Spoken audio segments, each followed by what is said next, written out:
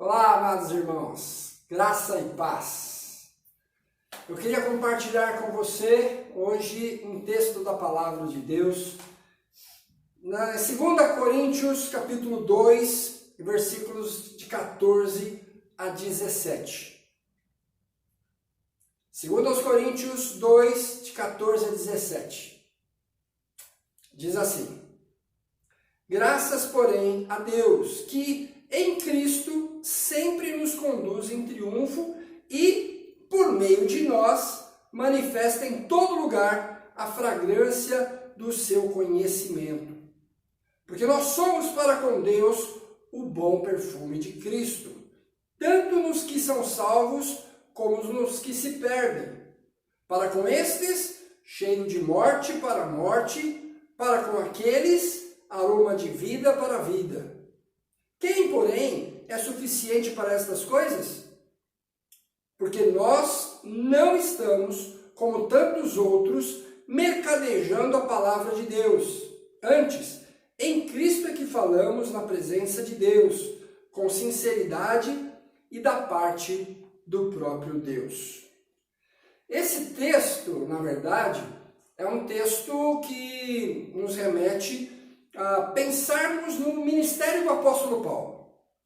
Se você estiver lendo a segunda carta de Paulo aos Coríntios, você vai perceber que nesta carta Paulo tem que defender seu ministério, porque alguns da igreja lá em Corinto o estavam acusando, dizendo que ele não era apóstolo, dizendo que ele não tinha credenciais vindas lá de Jerusalém para ser apóstolo, e de alguma maneira alguém dentro da igreja, talvez essas fossem alegações de outras pessoas que estavam ensinando a igreja, mas dentro da igreja parece ter um certo levante ali contra o apóstolo Paulo por causa da primeira carta que nós lemos lá, quando ele repreende um grupo de irmãos que estavam achando que eram melhores do que os outros. Eles eram os espirituais.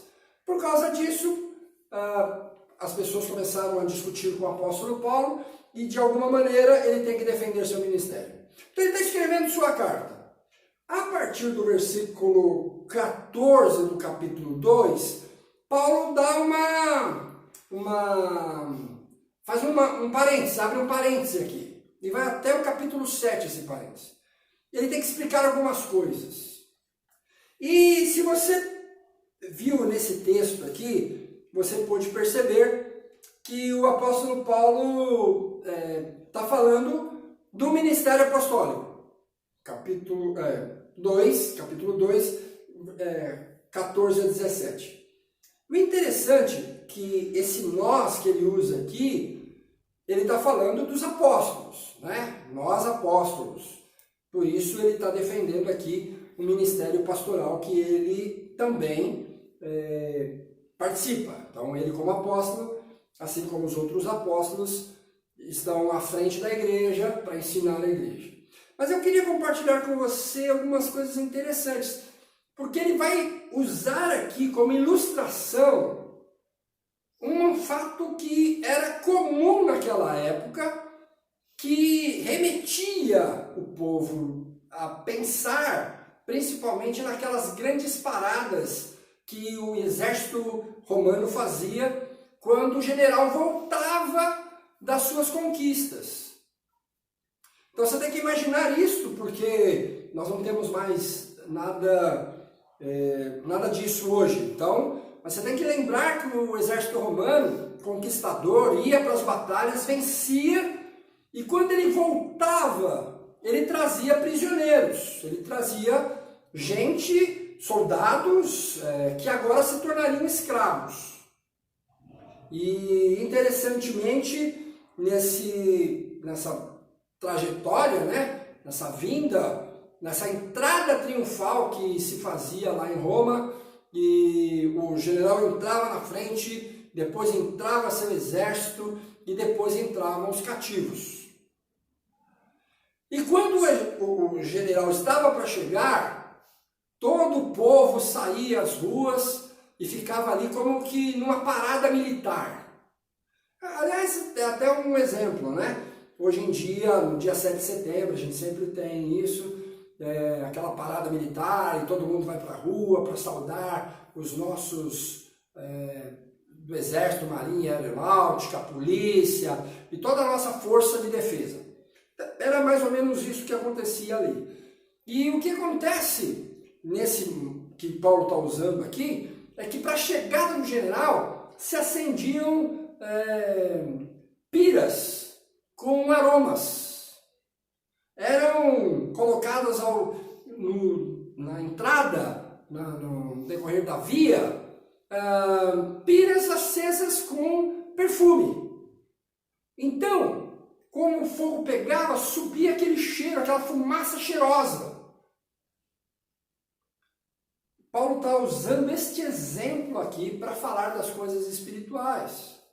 Ele está ensinando a gente aqui, se você olhar para o texto, você vai perceber isso, que nós somos o bom perfume de Cristo. Nós aí, ele está falando dos apóstolos, né? Somos o bom perfume de Cristo. Então, quem recebe esta mensagem, quem ouve a mensagem de Deus e a entende e recebe o Evangelho de Jesus Cristo, esse cheiro que se levanta é cheiro de vida, porque alcançou salvação. Enquanto aqueles que ouvem essa mensagem e a rejeitam e não querem saber, é cheiro de morte. Morte, e aí ele está pensando na perdição.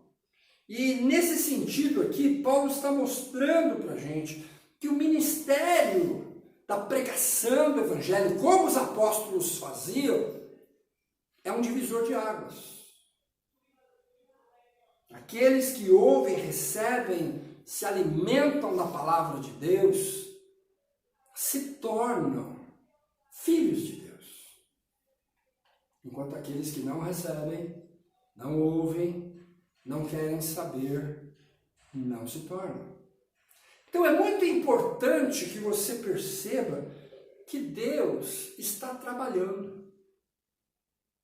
Assim como naquele cortejo, quando os soldados vitoriosos entravam ali e sentiam aquele aroma, era aroma de vitória, era aroma de vida, de honra. Enquanto os escravos, aqueles cativos que se tornariam escravos, era o aroma, o mesmo cheiro. Era cheiro de morte, era cheiro de escravidão, era cheiro de derrota. A mesma coisa acontece, por isso Paulo está usando esse exemplo, usando esse exemplo para falar sobre as coisas espirituais, sobre a mensagem do Evangelho. E é importante você perceber o seguinte, meu irmão, minha irmã, que Deus tem um plano. E Ele te chamou, e Ele te escolheu, e Ele tem dado sua palavra para confirmar no seu coração o seu cuidado, o seu amor por você. Então, quando você estiver lendo a palavra e entendendo esse texto e saboreando aquilo que a palavra de Deus nos diz, saiba que é por causa disso, porque isso tem cheiro de vida. A palavra de Deus é como um aroma que, quando entra nas nossas narinas, nos traz a lembrança, a morte e a ressurreição de Jesus, que foi o preço pago pela nossa vida. E mais do que isso, ela nos dá alimento. Por isso eu quero desafiar você a ler os Salmos, a ler o Apocalipse, porque esses dois textos foram escritos para momentos de dificuldade, para momentos de crise, para momentos de aflição, e que vão nos alimentar e nos fortalecer. Então, o desafio é este, que você saboreie a palavra, que você se alimente todo dia, que você possa viver este evangelho, mesmo dentro de casa, mesmo confinado, mesmo não podendo ir na igreja, você se alimentar da palavra de Deus. Porque é ela que vai te dar condições de você primeiro perceber que você é o Filho de Deus, você é a filha de Deus, que você foi chamado, foi comprado pelo sangue de Cristo. Primeira coisa. Segunda coisa, vai te impulsionar a ajudar outras pessoas, a cuidar de outras pessoas, a zelar por elas também. Então, fica a dica. Quando você estiver lendo a palavra, o Espírito Santo vai falar no seu coração. E quando ele falar, é a confirmação de que você é filho, é filha de Deus. Que Deus te abençoe. Que Deus te fortaleça e te dê ânimo. Eu queria terminar com uma oração. Nosso Deus e Pai, nós queremos te bendizer, porque o Senhor teve misericórdia de nós. Mesmo nós não merecendo, o Senhor teve misericórdia. E nos salvou em Cristo Jesus. E o Senhor tem sido a razão da nossa vida. Nós te bendizemos, ó Deus, porque o teu amor nos constrange a viver de forma piedosa. E mais ainda, Senhor, nós te louvamos porque o Senhor tem demonstrado o seu amor ao falar conosco através da tua palavra. Ajuda os teus filhos, as tuas filhas a serem obedientes à tua palavra, a lerem, a saborearem a tua palavra todo dia e a viverem para a glória do teu nome. Nós rogamos que o Senhor nos dê forças, que o Senhor nos dê ânimo, que o Senhor esteja à frente e nos livrando de todo mal. Nós precisamos disso. Por isso suplicamos, em nome de Jesus. Amém. Que Deus te abençoe. Fique com Deus.